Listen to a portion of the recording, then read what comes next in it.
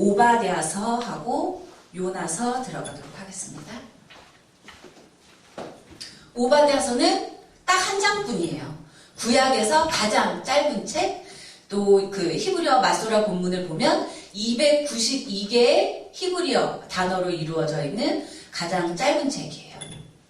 저자는 1장 1절 시작이 오바댜의 묵시라 라는 그 제목을 근거로 선지자 오바댜가 이 책을 이제 기록을 했구나라고 이제 말을 하는 거죠. 오바댜의 묵시라 할 때 이제 예언서 인문 그 개론에 들어갈 때 말씀드렸던 건데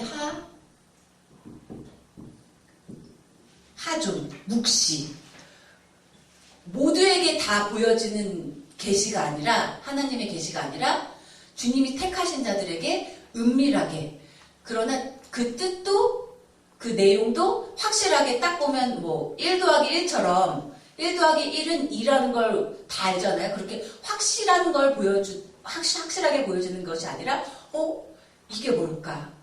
생각해야만 한 주님께 지혜를 구해야만 깨달을 수 있는 것이 묵시라고 그때 말씀을 드렸는데 오바댜의 묵시다.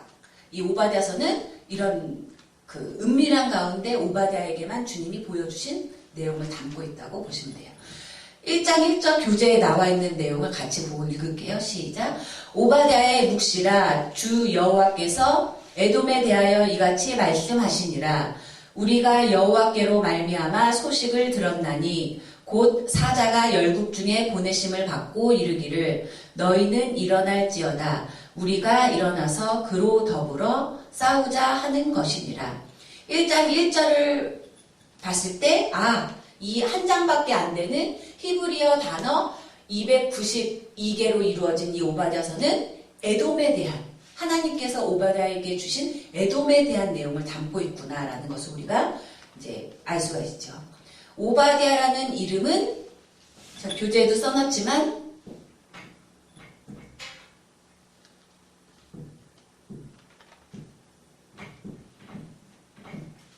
여호와의 종이라는 이름의 뜻이 있어요. 여호와의 종이라는 이름의 뜻이 있고 그 열왕기상 우리 18장 3절 한번 찾아볼게요. 열왕기상 18장 3절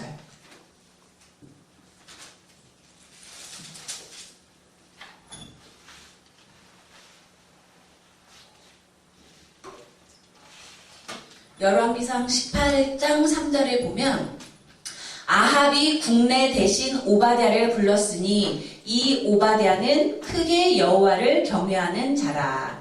이름은 또 이름의 그 히브리어 자음도 똑같지만 동일 인물은 아니에요. 오바댜라는 사람이 엘리야 이야기 중에 아합 왕의 국내 대신으로 등장을 하는데 이제 동일 인물은 아니고 오바댜라는 이름의 뜻이 좋잖아요. 여호와의 종이라는 뜻을 갖고 있어서 구약 성서를 쭉 살펴보면 최소한 11명의 동명이인이 있어요. 이름이 동일한 인물이.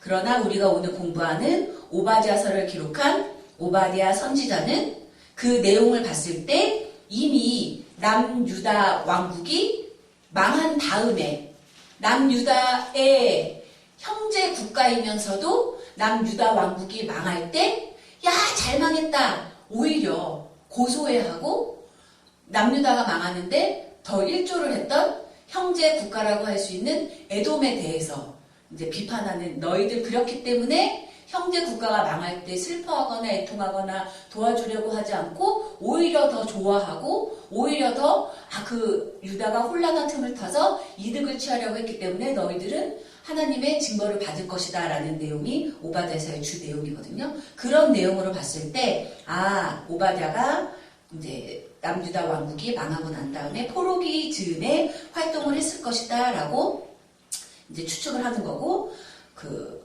코흐라는 학자는 오바댜가 예루살렘 성전 파괴 이후 바벨론에 잡혀가지 않고 고국에 남아있던 사람들을 위해 탄식의식에서 하나님의 말씀을 선포한 제의 예언자였을 것이다 라고 이제 추측을 하는 거예요.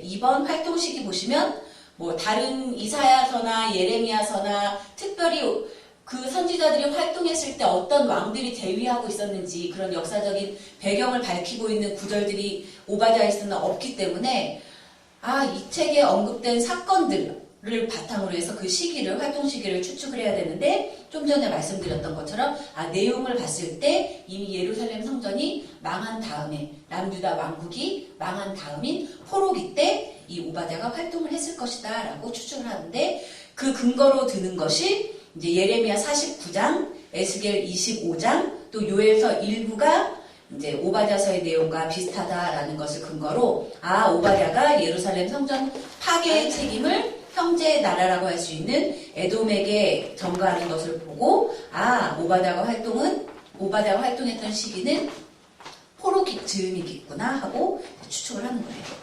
우리 교재에 보면 1장 10절하고 11절 써놨는데 같이 읽을게요. 내가 내 형제 야곱에게 행한 포악을 인하여 수욕을 입고 영원히 멸절되리라. 내가 멀리 섰던 날 곧 이방인이 그의 재물을 늑탈하며 외국인이 그의 성문에 들어가서 예루살렘을 얻기 위하여 제비 뽑던 날에 너도 그들 중 한 사람 같았었느니라. 라는 말을 봤을 때, 이렇게 우리가 망할 때 너 형제국가이면서, 에돔 이제 뒤에서 또 말씀을 드리겠지만 야곱의 형인 에서의 후예들이 세운 나라가 에돔이잖아요.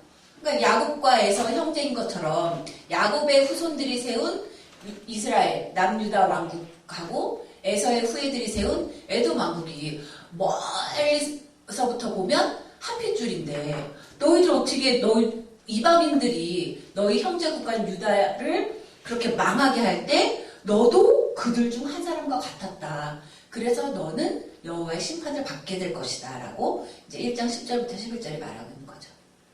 3번 상황과 목적을 보시면, 에돔은 주전 13세기 사해 동남쪽 지역에 자리 잡고 왕국으로 발전했고, 특히 왕의 대로가 에돔의 중앙을 통과하고 있었기 때문에 이 왕의 대로가 그 이스라엘이 있는 지역하고 저 대륙, 본토 대륙을 연결하는 주요 요충 지역이기 때문에 무역의 통로라고 해요. 그래서 거기를 왔다 갔다 하는 여러 나라 사람들에게 통행료를 받으면서 국가 수입을 이제 충당을 했다고 하죠. 그리고 또 출애굽 당시 모세가 이제 애굽에서 나와서 이 왕의 대로를 통해 에돔 땅을 지나가기를 요청을 했었는데, 민수기 20장에서 20장 14절부터 21절까지 보면 거절하는 내용이 나와요. 우리 민수기 20장 14절 한번 찾아볼게요. 민수기 20장 14절.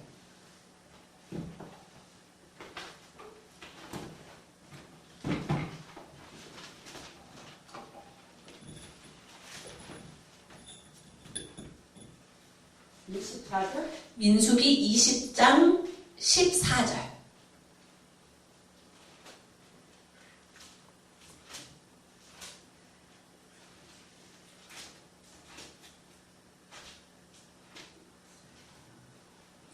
읽을게요. 모세가 가데스에서 에돔 왕에게 사자를 보내며 이르되, 당신의 형제 이스라엘의 말에 우리의 당한 모든 고난을 당신도 아시거니와 17절에 청컨대 우리로 당신의 땅을 통과하게 하소서. 우리가 밭으로나 포도원으로나 통과하지 아니하고 우물물도 공짜로 마시지 아니하고 우리가 왕의 대로로만 통과하고 당신의 지경에서 나가기까지 좌편으로나 우편으로나 치우치지 아니하리이다 한다 하라 하였더니 18절에 에돔 왕이 대답하되 너는 우리 가운데로 통과하지 못하리라.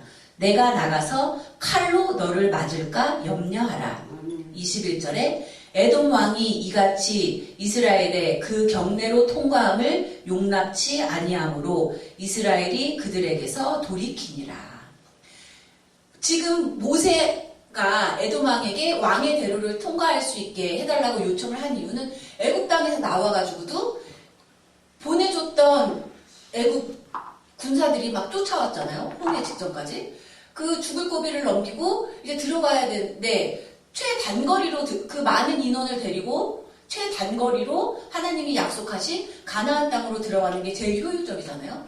그래서 형제 국가인 에돔 왕이 다스리고 있는 그 지역에 있는 왕의 대로를 통과하게 해달라고 형제니, 우리는 형제니 지나가게 해달라. 그것도 못 믿어오면 우리가 그냥 길만 통과하지 너희들 땅에 들어간다고 해서 뭐 길가에 있는 나무 하나도 흐트러뜨리지 않을 거고 주인 없는 우물이라고 해서 우리가 막 공짜로 먹지도 않고 아무런 손해도 끼치지 않을 거니까 단지 지나가게만 해달라라고 하는데 에돔 왕이 안 돼.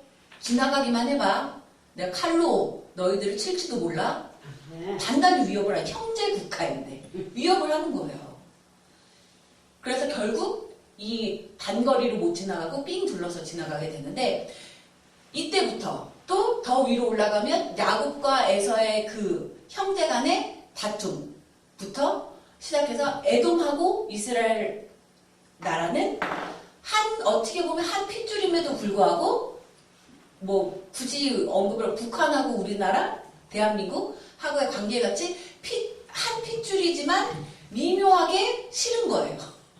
경쟁 관계이면서 남이 이스라엘이 잘 되면 에돔이 배가 아픈 거예요.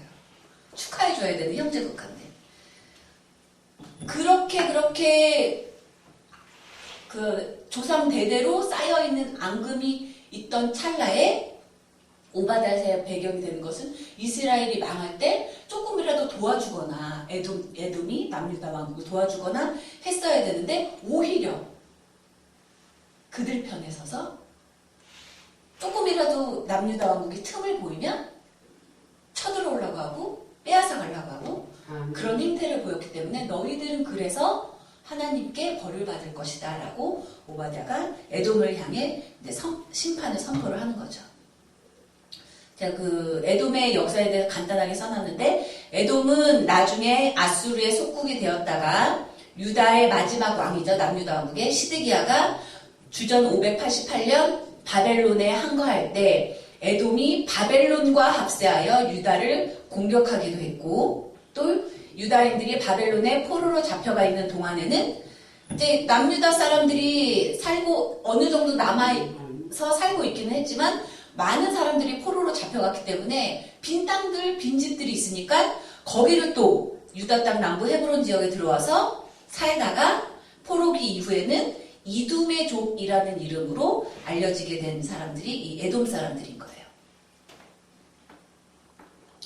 에돔은 서로 친족임에도 유다 백성들을 학대했고 그로 인해서 하나님은 에돔에게 책임을 추궁하시며 또한 그분의 백성을 대적하는 모든 민족을 함께 오바댜서를 통해서 책망을 하고 계십니다.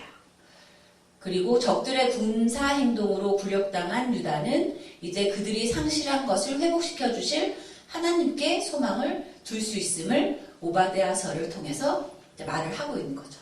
크게 오바댜서에 나와 있는 그 주제라고 할 수 있는 것이 인과응보의 법칙이라고 할 수 있어요.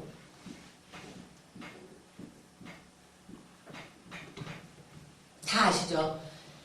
잘한 사람은, 착하게 사는 사람은 복을 받는 거고 자기 행위의 결과로 말년이 나중에 이루어진다는 거잖아요. 죄를 짓고 잘못을 한 사람은 벌을 받게 된다. 근데 이게 개인에게만 해당되는 게 아니라 국가적으로도 민족적으로도 이런 인과응보의 법칙이 해당이 된다라고 오바댜서를 통해서 알 수 있다고 해요.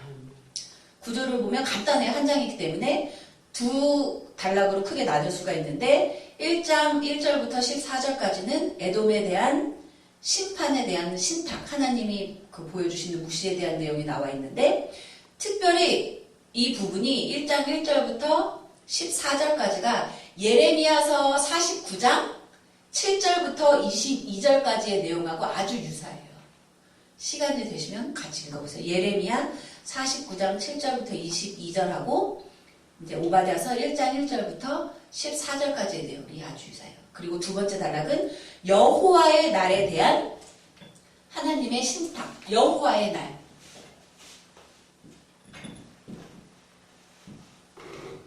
알았어. 강단사님. 강단사님이요? 예호바. 그 예언서들에서 늘 나오는, 거의 나오는 용, 예hov아, 여호와의 날에 대한 얘기가 이제 두 번째 단락에서 나오는 거죠. 그 여호와의 날이 누군가에게는 심판의 날이고 벌 받아야 되는 날이지만 누군가에게는 신실하게 자기 믿음을 끝까지 지킨 사람에게는 구원의 날이 된다라는 것이 예언서 이사야서부터 시작되는 예언서들을 보면 쭉 동일하게 이어지는 거라고 볼 수가 있어요. 자, 주요 본문 이해로 들어가도록 할게요. 아까도 좀 전에도 읽었던 건데 1장 10절부터 14절까지 교환에 제가 기록해 놓은 걸 보고 같이 읽을게요. 네가 내 형제 야곱에게 행한 포악을 인하여 수욕을 입고 영원히 멸절되리라. 내가 멀리 섰던 날 곧 이방인이 그의 재물을 늑탈하며 외국인이 그의 성문에 들어가서 예루살렘을 얻기 위하여 제비 뽑던 날에 너도 그들 중 한 사람 같았었느니라. 내가 형제의 날 곧 그 재앙의 날에 방관할 것이 아니며 유다 자손의 패망하는 날에 기뻐할 것이 아니며 그 고난의 날에 내가 입을 크게 벌릴 것이 아니라 내 백성이 환난을 당하는 날에 네가 그 성문에 들어가지 않을 것이며 환난을 당하는 날에 내가 그 고난을 방관하지 않을 것이며 환난을 당하는 날에 네가 그 재물에 손을 대지 않을 것이며 사거리에 서서 그 도망하는 자를 막지 않을 것이며 그 고난의 날에 그 남은 자를 대적에게 붙이지 않을 것이니라. 다 반어적으로 얘기하고 있는 것을 우리가 알 수 있어요. 이스라엘 형제 국가인 이스라엘, 이 당시에는 유다가 망할 때 에돔은 형제에게 해서는 안 될 줄만 골라서 했다는 거죠. 뭐 총 8가지로 이제 볼 수 있다고 했는데 12절에 형제가 고난을 당할 때 방관해서는 안 됐었는데 내 동생 저렇게 고통받고 있네? 남일 보듯이 방관해서는 안 됐었는데 방관했다는 거예요. 또 형제가 패망하고 있는데 야, 쟤 망했어. 잘 나간다고 잘난치 않으니 망했어. 기뻐했으면 안 되는데 기뻐했다는 거예요. 형제 국가가 망하는데 또 그 고난의 날에 입을 크게 벌릴 거예요. 야, 잘됐다 하고 아주 그냥 그봐 잘 나갈 때 잘지 이런 식인 거죠. 그봐 그렇게 될 줄 알았어. 잘코살이야 쌤통이야. 이렇게 하면 안 되는데 그렇게 했다는 거예요. 13절에 내 백성이 환난을 당하는 날에 그 성문 안에 예루살렘 성문 안에 들어가지 말고 도울 길을 찾았어야 되는데 그 성문에 이방인들하고 같이 들어갔다는 거예요. 침범을 했다는 거죠. 또 5번째로 그 고난을 또 방관했고 들어갔어도 그 재물에 예루살렘 성전에 있는 각종 기물이나 성전 물건들의 재물에 손을 대면 안 됐었는데 그것도 손을 대고 사거리에 서서 쳐들어왔다 우리 도망하자고 도망하는 자들까지 못 도망가게 막고 그 고난의 날에 또 그 남은 자를 여기 남아있는 사람 있어요. 잡아가세요. 하고 앞잡이 노릇을 했다는 거예요. 해서는 안 될 짓을. 그러니 너희들이 망할 수밖에 없다. 여호와 하나님의 심판을 받을 수밖에 없다. 그래서 1장 15절에 여호와의 만국을 벌할 날, 용 예hov아죠. 그렇죠? 여호와의 날이 가까웠나니 너의 행한 대로 너도 받을 것인즉 너의 행한 것이 내 머리로 돌아갈 것이다. 뭐 다른 사람 때문이 아니라 남 때문에 내가 잘못된 것이 아니라 다른 나라가 쳐들어와서 에돔이 망한 게 아니라 너의 행한 대로 너도 받을 것이다. 똑같이 당하게 될 것이다 라고 인과응보의 법칙을 얘기를 하고 있는 거죠. 16절에 너희가 내 성산에서 마신 것 같이 만국인이 항상 마시리니 곧 마시고 삼켜서 본래 없던 것 같이 되리라. 아멘. 흔적도 없이 싸그리 망해버려서 여기에 에돔이 있었음도 알지 못하게 그렇게 심판을 받는다는 거예요. 얼마나 무서워요? 그 코긴스라는 학자가 1장 16절에 대해서 말하기를 여호와의 진노의 잔을 이방인들이 먼저 마시고 완전히 패망하는 것을 뜻하며 이것은 여호와의 정당한 심판이라고 설명을 한다. 왜냐? 인과응보의 법칙에 의한 거니까. 열방들이 처음에는 여호와의 징벌의 도구로 사용된다 할지라도 그랬잖아요. 북이스라엘이 망할 때는 스스로 망한 게 아니라 결론적으로는 여러 가지 내부적으로 선지자들, 하나님의 선지자들을 부지런히 보내고 꾸준히 보내셔서 너희들이 행하는 길이 하나님 앞에 합당하지 않은 길이다. 돌이켜야 된다라고 말씀을 하시긴 했지만 결론적으로는 아수르라는 이방 민족을 하나님이 도구로 사용하셔서 북이스라엘을 망하게 하셨잖아요. 그때 하나님의 도구로 사용됐다고 할지라도 하나님이 허락하신 한도 내에서만 하면 문제가 아닌데 하나님이 허락하신 한도를 벗어나서 더 악독하게 행했기 때문에 처음에는 여호와의 징벌의 도구로 사용된다고 할지라도 그들 자신도 나중에는 멸망의 대상이 될 수밖에 없다. 이러한 일은 아수르가 하나님에 의해 북왕국의 심판의 도구로 사용된 이후 바로 그 하나님에 의해서 그들 역시 심판받았던 역사를 통해 알 수 있다라고 코긴스가 얘기를 했죠. 그래서 이사야 10장 12절에 보면 이러므로 주 내가 나의 일을 시온산과 예루살렘에 다 행한 후에 하나님의 백성이 범죄함으로 인해서 일단 하나님의 백성들을 먼저 이방 민족을 도구로 삼아서 심판을 하신 이후에는 그 도구로 사용했던 아수르 왕의 완악한 마음의 열매와 그 높은 눈의 자랑을 벌하리라 라고 하나님이 말씀을 하셨다는 거죠. 1장 17절 오직 시온산에서 피할 자가 있으리니 그 산이 거룩할 것이요 야곱 족속은 자기 기업을 누릴 것이며 1차적으로 범죄한 하나님의 백성이 심판을 받아서 망한 다음에 하나님의 백성을 하나님이 허하신 한도 내에서만 벌했어야 하는데 그걸 벗어나서 더 악독하게 했던 이방 민족들도 심판을 당하고 나면 시온산에서 피할 자, 신실하게 하나님의 신앙을 온전히 끝까지 지켰던 남은 자들은 그 거룩한 시온산에서 자기 기업을 누리게 될 것이다라는 또 희망을 말씀을 해주시고 있는 거죠. 그러니까 끝이야 이제 종말이야 라고 앞이 아무것도 안 보여 라고 해도 신실한 신앙인들은 걱정할 게 없다는 거예요. 그래서 욤 예흐바가 하는 여호와의 날이 누군가에게는 정말 두렵고 떨리는 날이고 영원히 안 왔으면 좋겠는 날일 수도 있지만 신실한 믿음을 끝까지 지켰던 그 사람들에게는 하루속히 오기를 바라는 구원의 날, 하나님이 직접 통치하시는 하나님의 왕국에서 영생을 누리게 되는 그날이라는 거죠. 기쁨의 날이 된다는 거죠. 그래서 그게 남은 자들의 이제 신학으로까지 이제 발전을 하게 된다라고 말씀을 하고 있죠. 요바데서에서. 여기서 중요한 게, 이제 저도 자식이 있으니까, 보면 내 자식이니까 더 엄하게 하고 벌 주기도 하고 하잖아요. 내 자식도 아닌 애를 잘못한다고 괜히 뭐라고 했다가 당신이 뭔데 내 새끼한테 뭐라고 하냐 이렇게 할 수 있잖아요. 우리가 착각하기 쉬운 게 오늘 오바댜서도 그렇고 요나서도 그렇고 하나님을 믿는 우리만 하나님의 백성 아니야? 그러니까 하나님이 우리만 사랑해줘야 되고 우리가 미워하는 자들은 같이 미워하셔야 되는 거 아니야? 라고 생각할 수 있어요. 그렇지 않아요?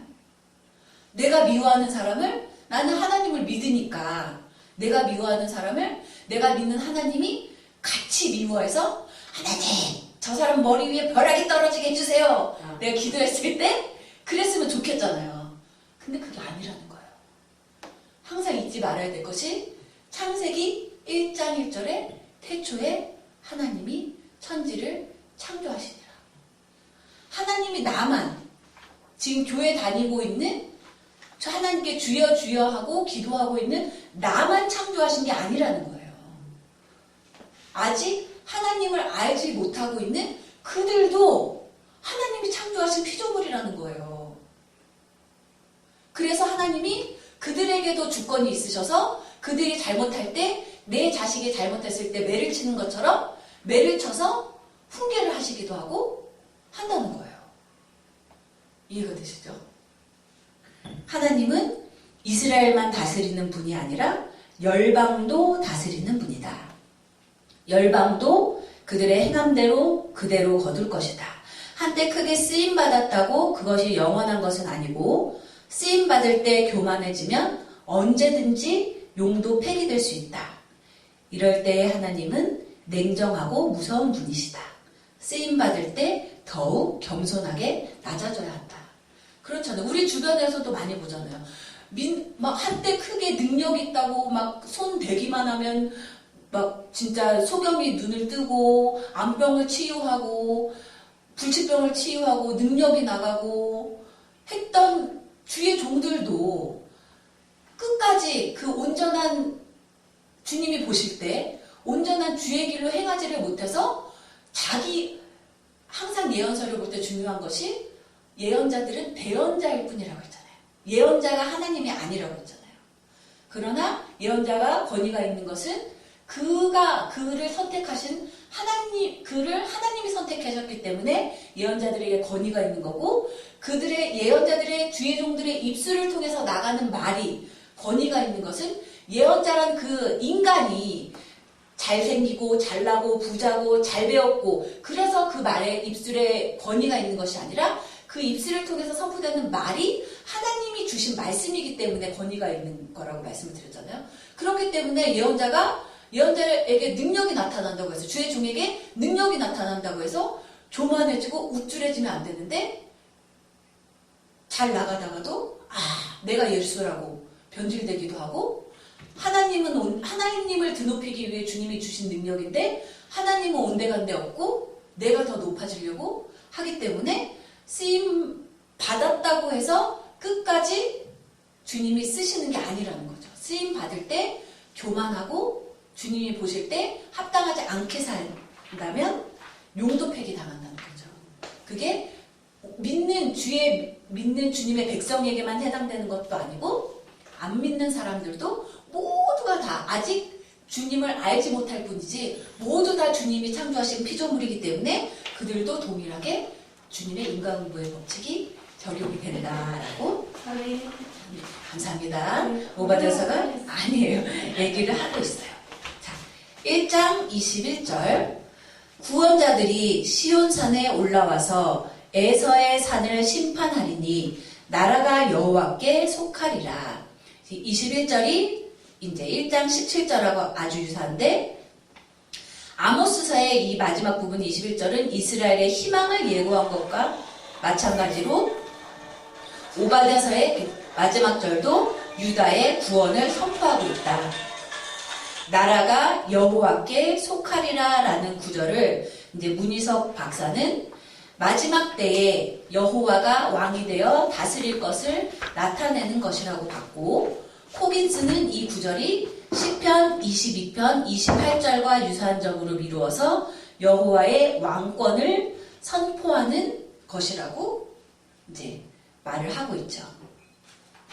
근데 중요한 게 있어요. 항상 믿는 사람들이 신앙생활 열심히 한다고 이제 나름 열심히 하고 신앙의 경륜이 오래됐고 하는 분들이 이제 오해하기 쉬운 게, 앞에 자신들이 해야 할 것들은 쏙 빼먹고, 시온산에 올라가서 우리의 원수였던 에서의 산을 주님이 심판하시는 날 우리가 여호와의 산에서 거하면서 주님의 다스림을 받게 될 것이다 라고 요 뒤 결과만 항상 원하고 바라고 기도한단 말이에요. 그러나 여호와가 왕이 되셔가지고 여호와가 다스리는 그 나라에 아무나 들어가는 게 아니라는 거예요. 아무나 들어가는 게 아니에요.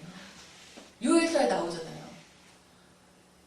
울며 애통하며 옷을 찢지 말고 마음을 찢고 주님께 온전히 돌아온 신실한 자들만이 그 마지막 날에 여호와의 날에 여호와가 친히 왕으로서 다스리는 그 나라에서 함께 복을 누리는 것이지 내 신앙은 주님 주여 주여만 한다고 해서 내 입술이 주님의 이름을 부르기만 한다고 해서 다 들어가는 게 아니라는 거예요.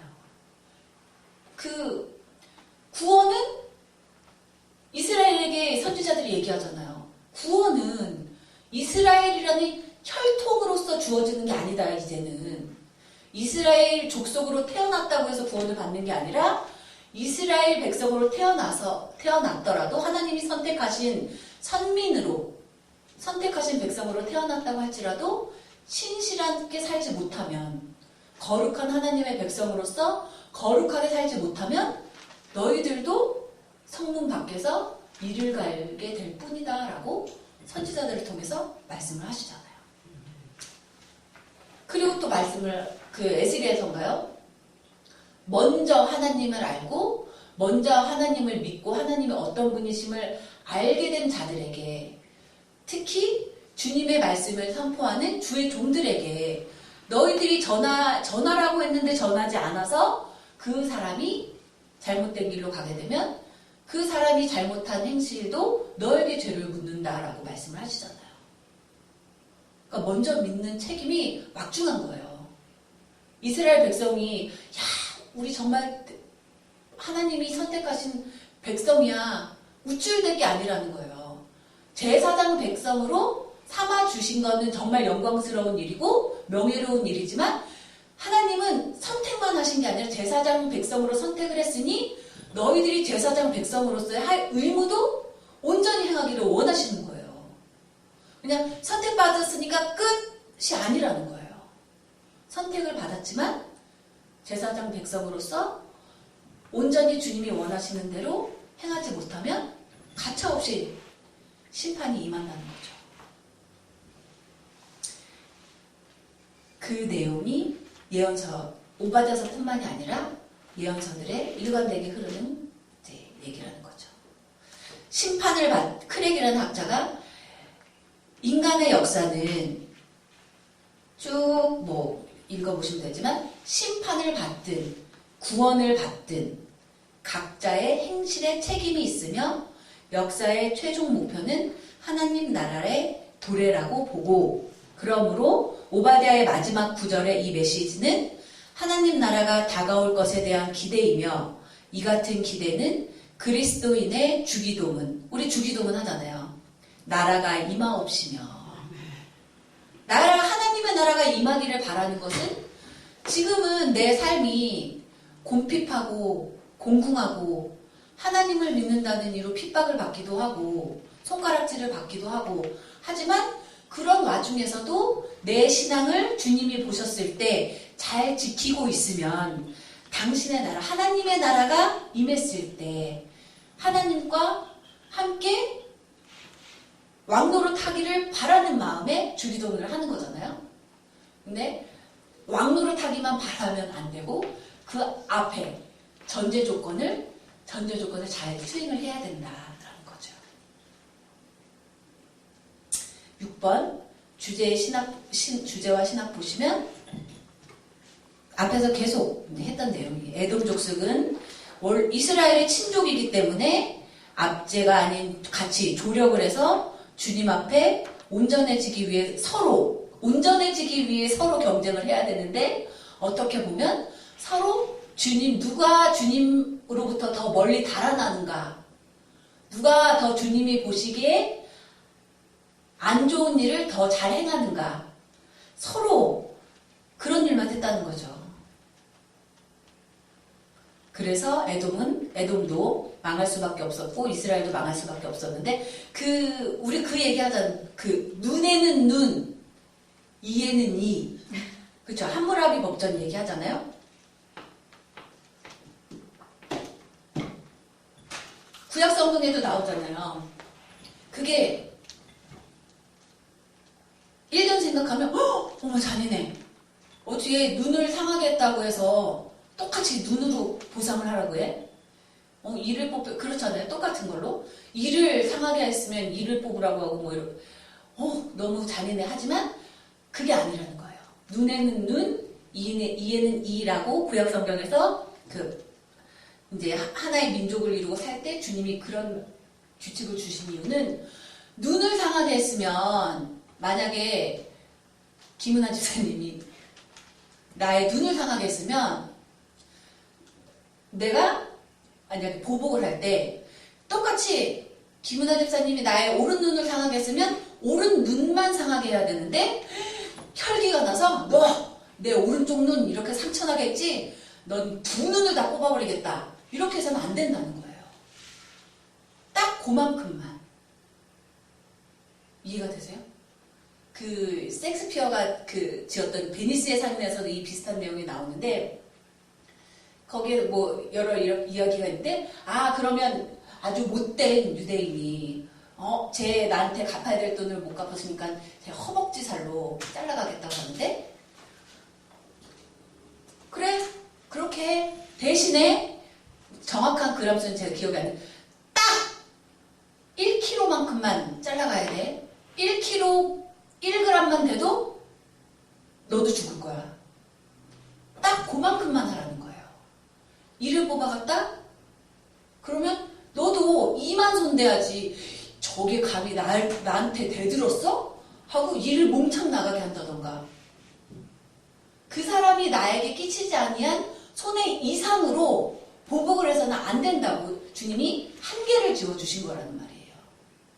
여기에서 에돔을 심판하는 이유도 아수르나 바벨론이나 하나님의 백성 이스라엘을 심판하시는 벌 주시는 징벌의 도구로 사용을 하나님이 사용을 하셨지만 그들이 또 이스라엘과 유다가 망한 다음에 심판을 받는 이유는 하나님이 정해주신 한계를 벗어나서 더 많이 있기 때문이라는 거예요. 그러니까 한계를 벗어나면 안 되는 거예요. 임의로. 아간의 이야기에서도 나오잖아요.